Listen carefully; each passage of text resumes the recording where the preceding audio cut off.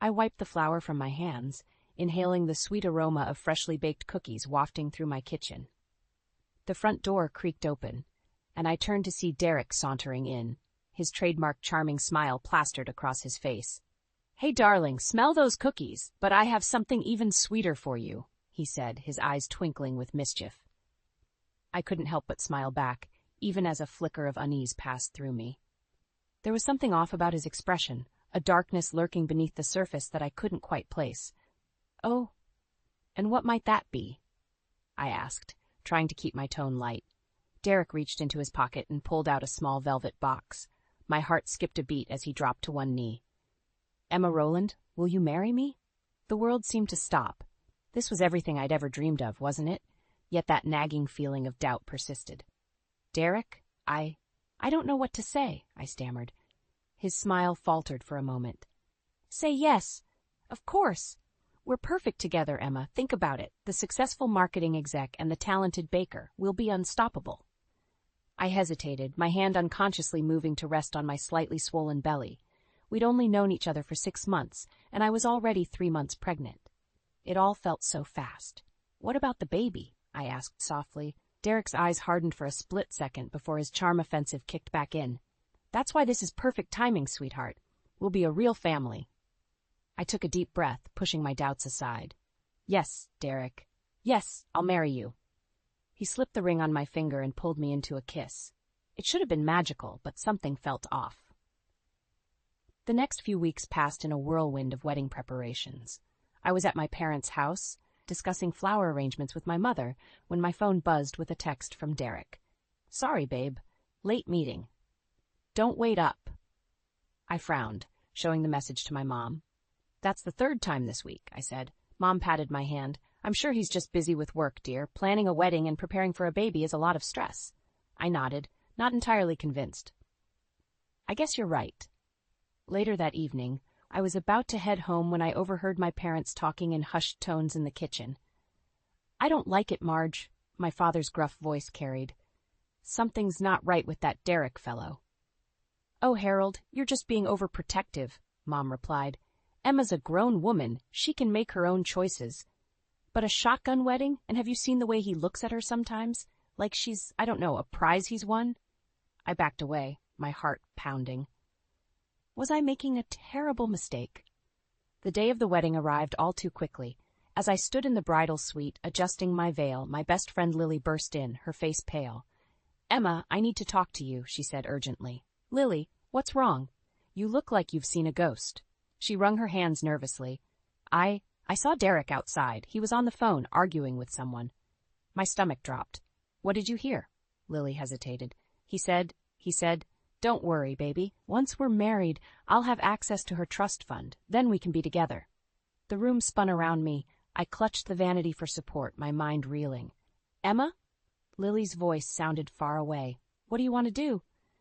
I looked at my reflection in the mirror, at the hopeful bride staring back at me. In that moment, I knew I had a choice to make, one that would change the course of my life forever. "I need to talk to Derek," I said, my voice surprisingly steady. "Right now."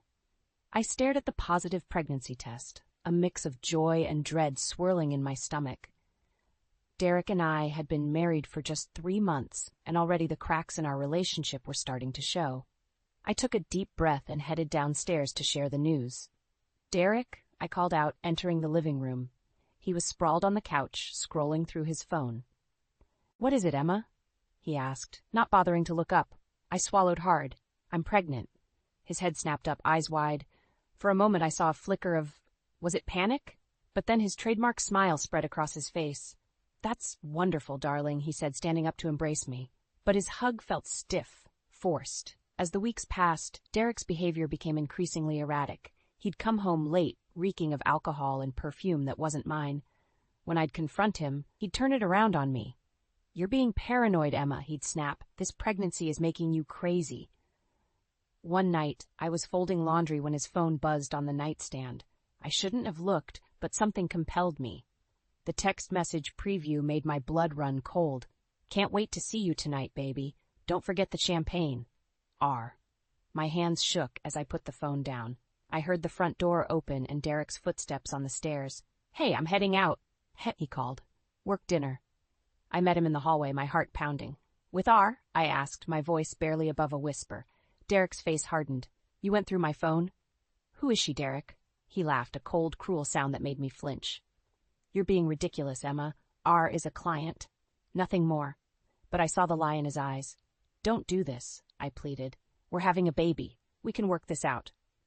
Derek's expression softened, but there was no warmth in it. He cupped my face in his hands. "Oh, Emma. Sweet, naive Emma. Did you really think a baby would change anything?" I recoiled as if I'd been slapped. "What are you saying?" He sighed, dropping his hands. "I'm saying that this," he gestured between us, "was never meant to last. You were convenient, Emma. A pretty little housewife to show off at company parties, but you're not enough. You've never been enough."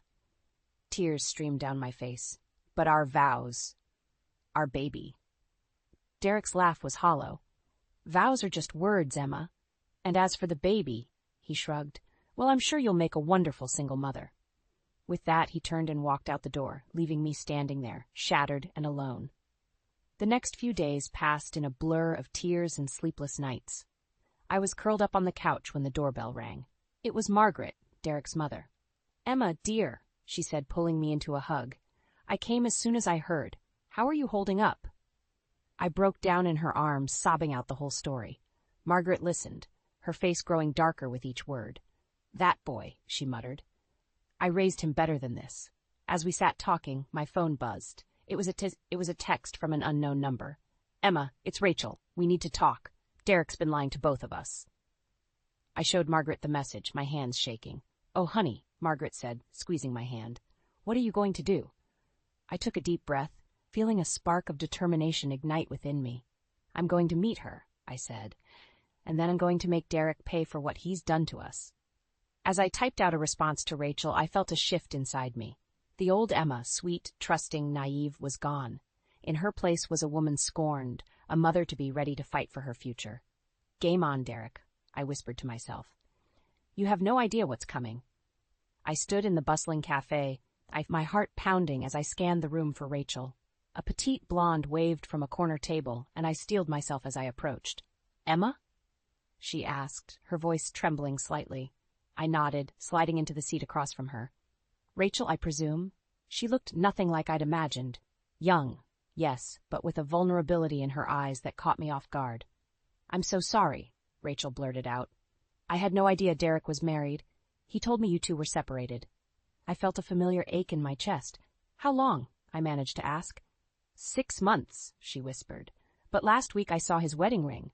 When I confronted him, he laughed it off, said it didn't mean anything." Just anger flared inside me. "That sounds like Derek." Rachel's eyes widened. "There's more. I think he's been stealing from the company. I saw some suspicious transfers on his laptop." My mind raced. Could this be the leverage I needed? Our conversation was cut short by my phone ringing. It was the hospital. I was in labor. "I have to go," I said, standing abruptly. "My water just broke." Rachel looked panicked. "Do you need help? Should I call Derek?" I shook my head. "No, I'll be fine on my own." But as I rushed to the hospital, pain searing through me, I realized how alone I truly was. Hours passed in a blur of agony and fear. Where was Derek? I'd left messages, but he was nowhere to be found. As another contraction hit, I gripped my mother's hand. "I can't do this," I sobbed. Mom stroked my hair. "Yes, you can, Emma. You're stronger than you know." With one final push, my daughter entered the world. As I held her tiny form, a fierce love unlike anything I'd ever known washed over me. "Hello, Ava," I whispered.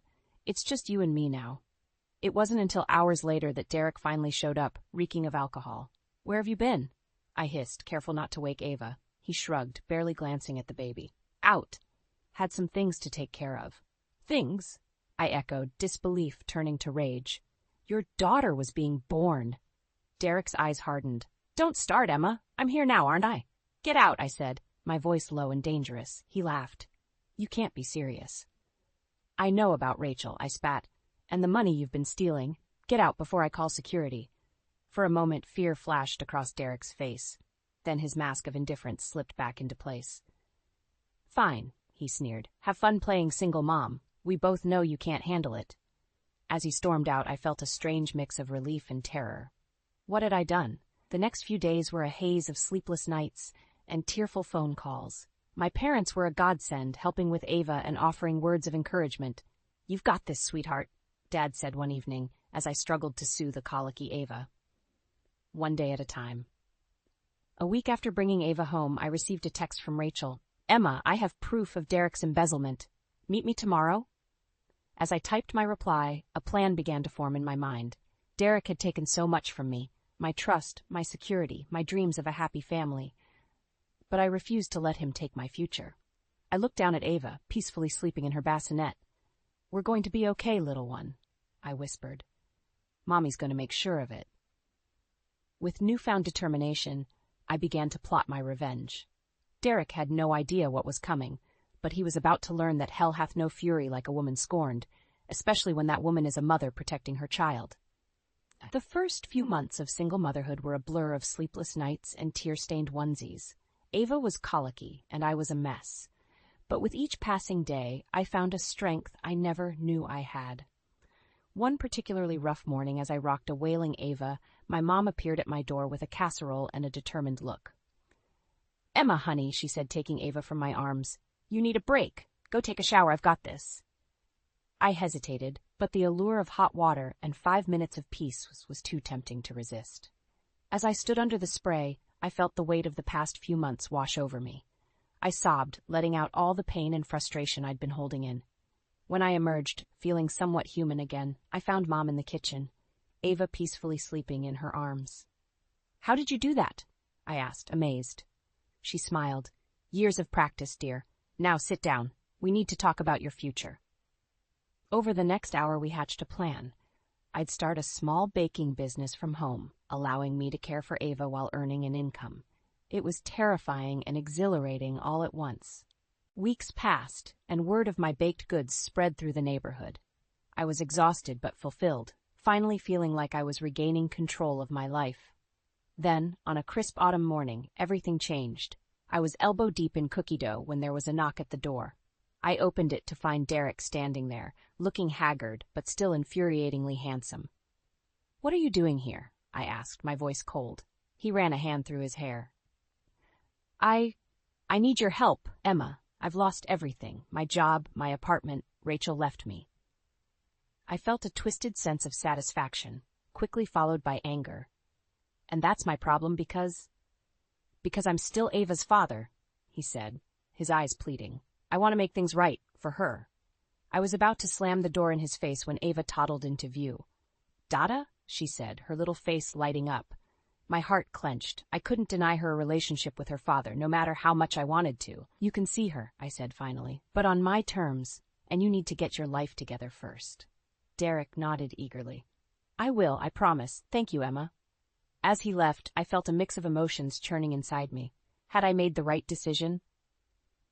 That night, as I was going through some old papers, I stumbled upon our joint bank statements. Something caught my eye. A series of large withdrawals made just before our separation. With growing horror, I realized Derek had emptied our savings account. Fury coursed through me. How dare he come here, playing the repentant father, when he'd stolen our daughter's future? I called my parents, my voice shaking with rage as I explained what I'd discovered. "Oh, sweetheart," Dad said, his voice grave. "You need to talk to a lawyer. This changes everything." The next morning, I made 2 calls. The first was to a highly recommended divorce attorney. The second was to Derek. "We need to talk," I said when he answered. "And this time you're going to tell me the whole truth, or so help me, you'll never see Ava again." There was a long pause before Derek replied, his voice uncharacteristically small. "Okay, Emma, you're right. It's time you knew everything." As I hung up, I felt a strange calm settle over me.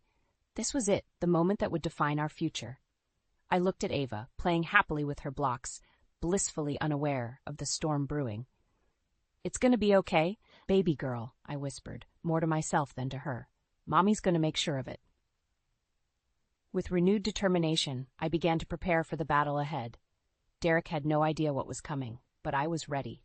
It was time to fight for the future Ava and I deserved. The aroma of freshly baked cinnamon rolls filled the air as I put the finishing touches on Ava's birthday cake. 5 years had passed since that fateful day when Derek walked out on us, and life had taken unexpected turns. "Mommy, is it time yet?" Ava's excited voice called from the living room. I smiled, my heart swelling with love. "Almost, sweetie. Why don't you help Grandma set the table?" As I watched Ava skip off, I marveled at how far we'd come. My little home bakery had flourished thanks to word of mouth and a loyal customer base. It wasn't always easy, but we were making it work. The doorbell rang, and I wiped my hands on my apron before answering. To my surprise, it wasn't a guest for Ava's party, but a smartly dressed woman I didn't recognize. "Emma Rowland?" she asked, her tone professional. I nodded, a knot forming in my stomach. "I'm Olivia Chen from Le Petit Gâteau. We've heard great things about your baking, and we'd like to offer you a position as our new pastry chef." My jaw dropped. Le Petit Gâteau was one of the most prestigious restaurants in the city. This was the opportunity of a lifetime. I'm flattered," I stammered. "But I have a daughter to consider and my home business." Olivia smiled warmly. "We understand. The position comes with flexible hours and a substantial salary increase. Why don't you come by tomorrow for a trial run?" As she left, my mind was reeling. This could change everything for Ava and me. But could I really balance it all? The party was a whirlwind of laughter and sugar-fueled excitement. As I watched Ava blow out her candles, I made a silent wish for guidance. The next day, I dropped Ava off at school and headed to Le Petit Gâteau, my stomach in knots. The kitchen was a hive of activity, and I threw myself into the work, losing track of time as I created delicate pastries and intricate desserts. It wasn't until I glanced at the clock that I realized with horror that I was late picking up Ava. I rushed out, apologizing profusely to the head chef. When I arrived at the school, Ava was sitting alone on the steps, her little face tear-stained. "I'm so sorry, baby," I said, pulling her into a hug. "Mommy lost track of time." Ava's lower lip trembled. "You forgot about me?" Her words pierced my heart. "Never, sweetheart. I could never forget about you." As we drove home, I wrestled with my decision. The job was amazing, but at what cost? Just as we pulled into our driveway, my phone rang. It was Olivia, offering me the position. "We were impressed with your work today," she said. "We'd love to have you join our team."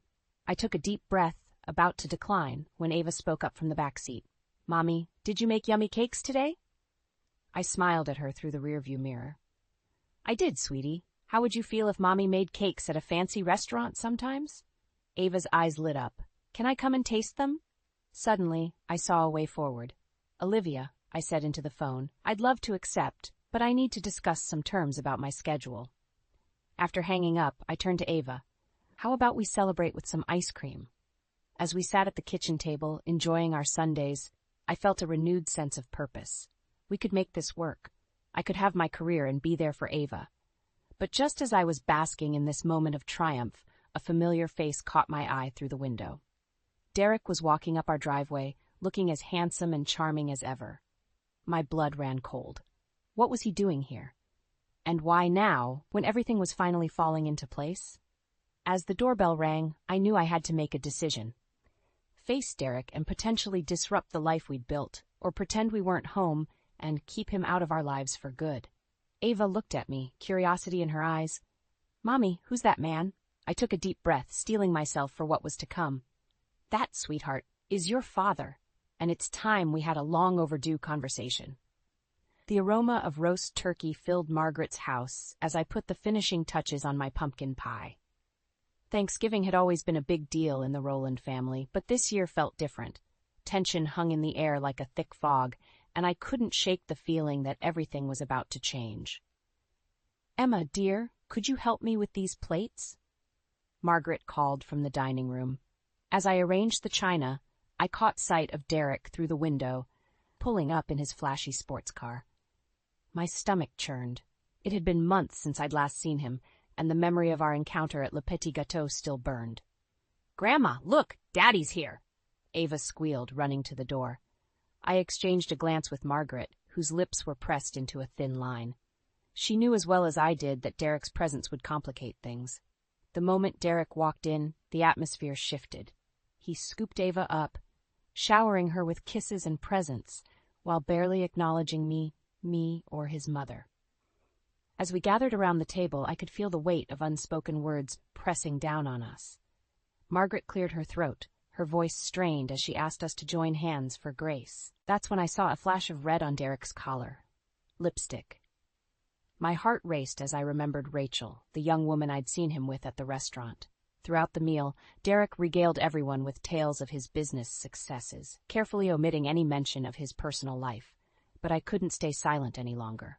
The truth was clawing its way up my throat, demanding to be heard. "So, Derek," I said, my voice steadier than I felt, "how's Rachel doing these days?" The table fell silent. Derek's fork clattered against his plate. I don't know what you're talking about," he stammered, but the panic in his eyes told a different story. "Oh, I think you do," I pressed on, fueled by years of pent-up anger. "I saw you with her at Le Petit Gâteau. You looked quite cozy." Margaret gasped, her eyes darting between Derek and me. "Son, what is she talking about?" And just like that, the dam broke. Words poured out of me, every lie, every betrayal, every moment of heartache Derek had caused over the years. I told them about the affair, the stolen money, the broken promises. Derek's face contorted with rage. "You don't know what you're talking about," he shouted, slamming his fist on the table. "I've always provided for Ava." "Provided?" I laughed bitterly. "You mean the child support checks that bounce half the time? Or the promises to show up that you never keep?" Margaret's face had gone pale. "Derek, is this true? Have you been lying to all of us?" For a moment I saw a flicker of shame cross Derek's face, but it was quickly replaced by his usual charm offensive. "Mom, you know me," he said, reaching for Margaret's hand. "Emma's just bitter. She's always been jealous of my success." But Margaret pulled away, her eyes filled with a mixture of hurt and disappointment. "I think I'm finally seeing you clearly for the first time, Derek, and I don't like what I see." The room erupted into chaos. Derek yelled, Margaret cried, and Ava, confused and frightened, clung to my leg. In the midst of it all, I felt a strange sense of calm. The truth was finally out. As Derek stormed out, slamming the door behind him, I turned to Margaret. Her face was streaked with tears, but there was a resolve in her eyes that I'd never seen before. "Emma," she said, taking my hand, "I owe you an apology, and I think it's time we had a long talk about how we're going to make things right." In that moment, looking at Margaret's determined face and feeling Ava's small hand in mine, I realized that this was far from over. The real battle was just beginning, and I needed to be ready for whatever came next. The weeks following Thanksgiving were a whirlwind. With Margaret's unwavering support and my parents rallying around me, I felt stronger than ever. But I knew Derek wouldn't go down without a fight. I was in the bakery, up to my elbows in bread dough, when my phone buzzed. It was Rachel. "Emma, we need to talk. It's about Derek." My heart raced as I agreed to meet her at a nearby cafe. When I arrived, Rachel looked a mess, her eyes red-rimmed, her usually perfect hair disheveled. "He's been lying to me," she blurted out. "To everyone. I found documents. Emma, he's been embezzling from his company, and there's more." As Rachel spilled Derek's secrets, my mind reeled. The affairs, the stolen money, the web of lies, it was worse than I'd imagined. "I'm so sorry," Rachel sobbed. "I had no idea about you and Ava. I'm leaving him." I reached across the table, squeezing her hand. "It's not your fault. Derek fooled us all." Armed with this new information, I felt a surge of determination. It was time to end Derek's games once and for all. But Derek had one last card to play. The next morning, as I opened the bakery, he was waiting for me. "Emma," he said, his voice honey-sweet, "we need to talk." I steeled myself, letting him in. "Make it quick, Derek. I have work to do." I did. He paced the kitchen, running his hands through his hair. "I've been thinking about us, about our family. I want to make things right." I laughed bitterly. "Right? After everything you've done?" "I know I've made mistakes," he pleaded. "But I love you, Emma. I love Ava. Give me another chance." For a moment, I saw a flicker of the man I'd fallen in love with, but then I remembered Rachel's words, the years of lies and betrayal. "No, Derek," I said firmly. "It's too late for that." His face darkened. "You don't want to do this, Emma. I can make things very difficult for you." "Are you threatening me?" I asked, my voice steady despite my pounding heart. "I'm just saying, it would be a shame if something happened to your little bakery, or if Ava found out what a vindictive bitch her mother really is." White-hot anger surged through me. "Get out," I hissed. "Now." As Derek turned to leave, a small voice piped up from the doorway. "Mommy? Why is Daddy being mean?" Ava stood there, her eyes wide with confusion and fear. Derek's face paled. "Sweetheart, it's not what you think," he stammered. But Ava backed away, tears welling in her eyes. "You're a bad man," she whispered before running upstairs. Derek looked stricken. "Emma, Save it," I snapped. "You've done enough damage, but let me make one thing clear. If you ever threaten me or Ava again, I'll make sure everyone knows exactly what kind of man you really are." As Derek slunk out, I sank to the floor, my body shaking with adrenaline and emotion. I'd stood up to him, but at what cost? How could I protect Ava from the fallout? My phone buzzed. A text from Margaret. "Just heard from Derek. Are you okay? Do you need me to come over?" I was about to reply when I noticed something odd. The safe where I kept the bakery's cash was ajar. With trembling hands I opened it, my heart sinking as I realized the truth. It was empty. Every last dollar gone. In that moment, as I stared at the bare safe, Ava's sobs echoing from upstairs, I felt the weight of everything crashing down on me. How could I have been so blind? So trusting? But as I clenched my fists, a new resolve hardened within me. This wasn't over. Not by a long shot. Derek had taken my money, threatened my daughter, and tried to manipulate me one last time. Now, it was my turn to fight back, and this time, I wouldn't stop until justice was served. The morning sun streamed through the bakery windows as I surveyed the empty shelves. Derek's theft had left me with nothing, but I refused to let it break me. I had one last card to play. "Are you sure about this, Emma?" Margaret asked, her voice laced with concern. I nodded, my jaw set with determination. It's time Derek faced the consequences of his actions. With trembling fingers, I dialed the number Rachel had given me. "Hello? This is Emma Rowland. I have information about Derek Rowland's embezzlement scheme." The next few hours were a whirlwind. Police officers swarmed the bakery, taking statements and collecting evidence. As I watched Derek being led away in handcuffs, a mix of emotions washed over me. Relief, sadness, and a glimmer of hope for the future. Weeks passed, and slowly, life began to take on a new rhythm. The community rallied around me, offering support and encouragement. Margaret, bless her heart, had set up a GoFundMe to help me rebuild the bakery. One particularly busy morning, as I juggled trays of fresh croissants, the bell above the door chimed. I looked up to see a tall, distinguished man with kind eyes. "Emma Rowland?" he asked, smiling warmly. "I'm Robert Weinstein. I heard about your situation and I'd like to help." Robert, it turned out, was a successful restaurateur with a passion for mentoring up-and-coming bakers. Over coffee and my signature cinnamon rolls, we talked for hours about recipes, business strategies, and dreams for the future. As the weeks turned into months, Robert became more than just a mentor. His steady presence and unwavering support helped heal wounds I didn't even know I had. And Ava adored him, often begging him to tell her stories about his travels and culinary adventures. On the day of Derek's sentencing, I stood in the courtroom, my heart pounding. As the judge read out his verdict, guilty on all counts, I felt a weight lift from my shoulders. It was finally over. Outside the courthouse, surrounded by my parents, Margaret, and Robert, I took a deep breath of fresh air. "So what now?" my mom asked, squeezing my hand. I smiled, looking at the faces of those who had stood by me through it all. "Now, we build something beautiful." And that's exactly what we did. With Robert's guidance and the community's support, my little bakery blossomed into a thriving business. But more importantly, I blossomed too. 1 year to the day after Derek's arrest, I stood in my newly expanded kitchen, putting the finishing touches on a wedding cake. As I piped delicate sugar flowers, I caught sight of my reflection in the polished steel countertop. The woman staring back at me was stronger, wiser, and happier than I'd ever been. "Mommy, look!" Ava's excited voice pulled me from my reverie. She proudly held up a slightly lopsided cupcake, frosted in every color of the rainbow. "I made it all by myself."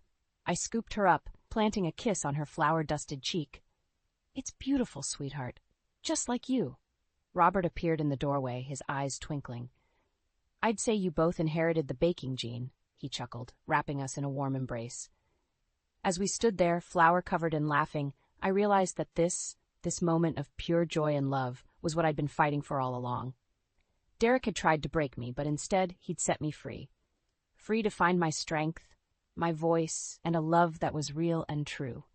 I looked at Robert, at Ava, and at the life we were building together. You know what? I said, my heart full to bursting. "I think it's time for a celebration.